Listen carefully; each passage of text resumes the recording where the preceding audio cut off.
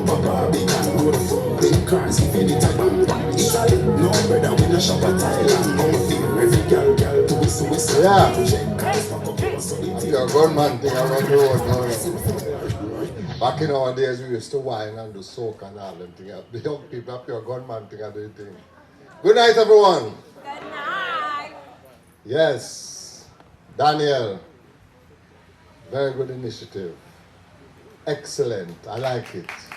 Big him up, man. Big him up. It's a very good. It's a hard initiative, this, you know. And for him to do this and get this kind of crowd and thing, it's really commendable, you know. And stories are important to us. By the way, you're something at the last band I got to talk tonight. So we've organized to lock the gate. We organized with Daniel that we're going to organize free liquor, so I'm not going nowhere tonight. But I listen to me. Anyhow, long story short, let me give you a little synopsis. I'm a country boy. Told a lady I was talking to her on the back a while ago that I'm a country boy. And I used to run 3 miles to school every morning with my little exercise book folded up in my back pocket. And I used to run barefoot on a stone road to school every morning. Anybody can relate to that? Who know all uptown people now, who don't know what I'm talking about. But that's where I started. And this is after you have to get up early and tie out the goat. And you have to go river. And you have to get water to fill up the drum round at the side of the house. I know enough people don't know them life there now. But that's the reality. But I used to dream as a young man that I'm going to be successful. I'm going to grow up, I'm going to have money, I'm going to help my family, and I'm going to help a lot of people. So I used to sit down and daydream. Daydream was one of my favorite pastimes. I used to just daydream.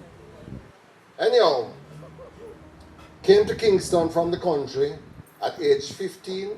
By age 16, I dropped out of school.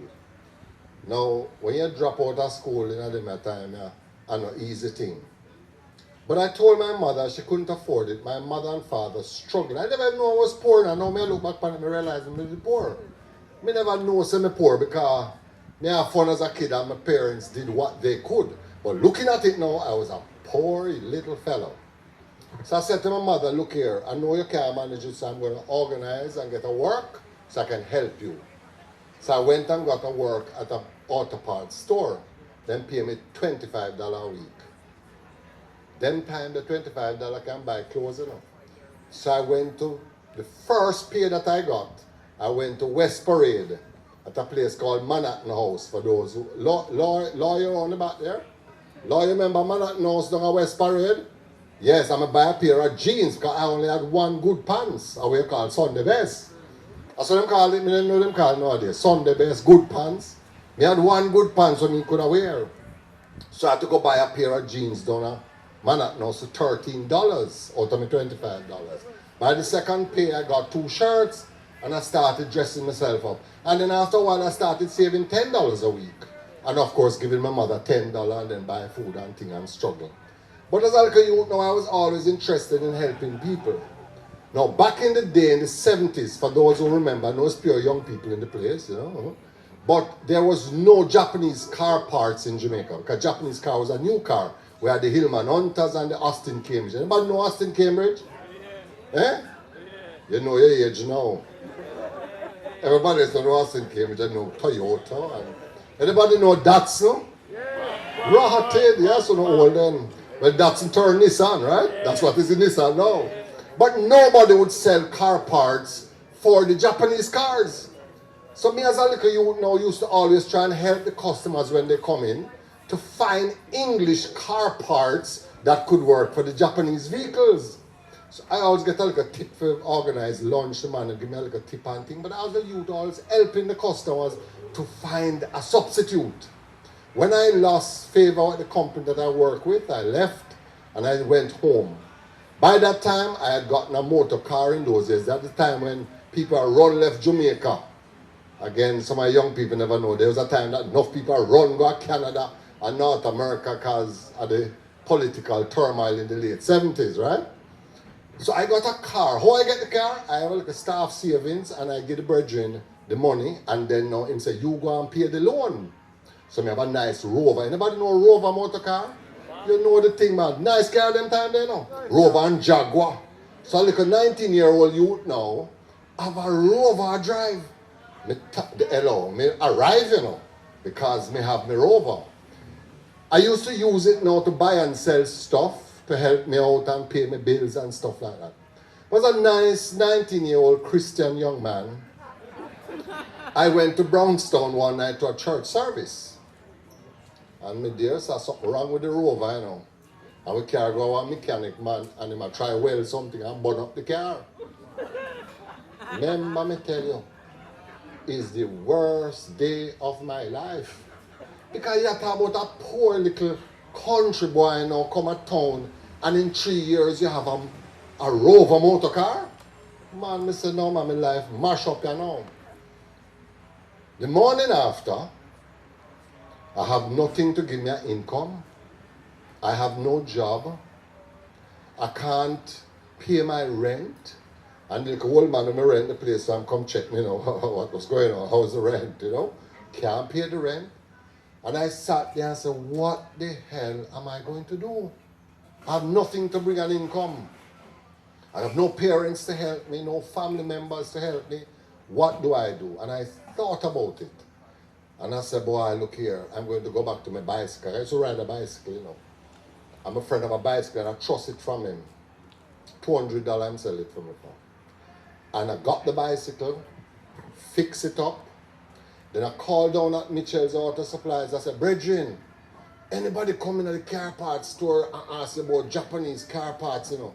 You know, say me know the parts them for them car there. So here I'm just send them up on my yard. What was I doing? I was using what I have. I had a friend with a bicycle who I could have biked, and I had knowledge about car parts that nobody else had at the time. Because all the parts people in Jamaica never wanted to touch Japanese cars. And I remember a faithful Tuesday morning, a man by the name of Mr. Babulal walked into my place. You all know me as Andre. Some of my friends in the crowd, they know me long time. Saha, you there? No, long time. Plenty of people know. They know me as Andre, but my pet name was Andy. So I'm coming and say, I'm looking for a man named Andy. I say, yeah man, I mean that. And so that time, you know, I dress up in my track shoes, my shorts, and me. Because I can't move, step down in a life now from a Rover motor car.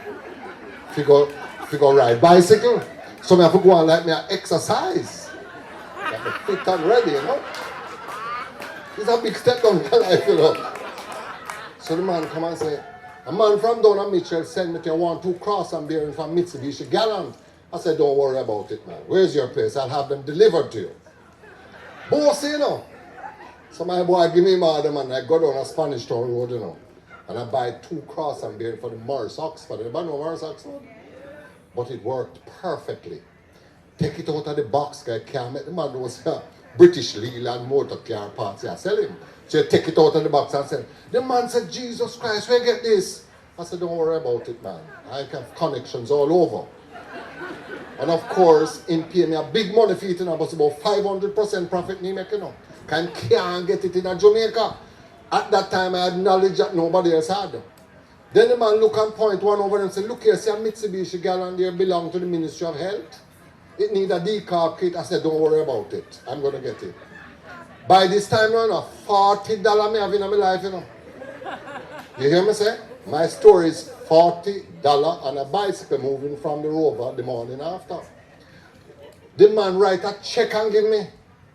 I have to ride my bicycle down to Spanish to the NCB. There was a branch near 3 Mile.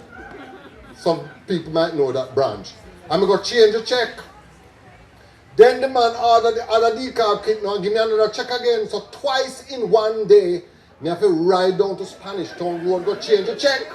Because the man tie up my capital. And remember me tell you, you know. You see, after that, everybody keep coming. Boy, I have a Mazda. Boy, I have a Nissan. I know, but days it was a Datsun. Boy, I have a Mitsubishi. And I was supplying them with all the parts. They don't know where I get it from. Look here, if I might tell some stories, man. But it's not a long thing tonight, so I have to cut it up short. The essence of it is that all of us, and I mean I moved from the 40 down on the bicycle, my kitchen cupboard, can I start stock parts in my kitchen, you know. My little kitchen cupboard become inventory room. Then I build some shelf in the kitchen.